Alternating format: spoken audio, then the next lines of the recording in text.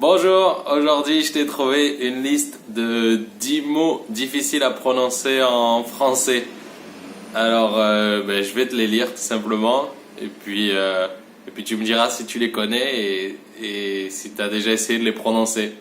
Euh, alors, il y en a un, c'est une expression désuète qu'on n'utilise plus mais qu'on peut entendre encore pour dire zut, mince, quand on loupe quelque chose ou quand on est étonné.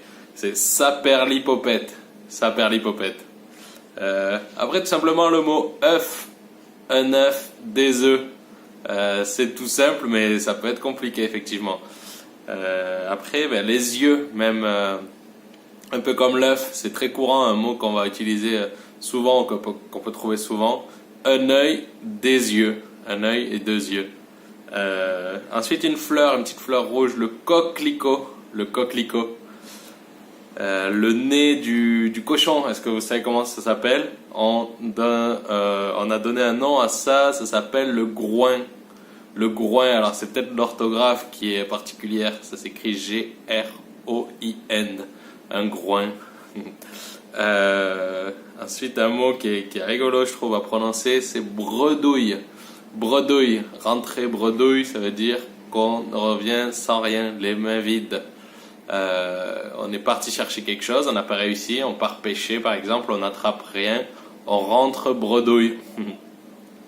Une plante qu'on fait en infusion qui sent bon, le tilleul. Tilleul, pareil, je pense que c'est l'orthographe qui prête à confusion, c'est avec deux L, E-U-L, tilleul, et pas de Y du coup, c'est le double L qui fait le son IE.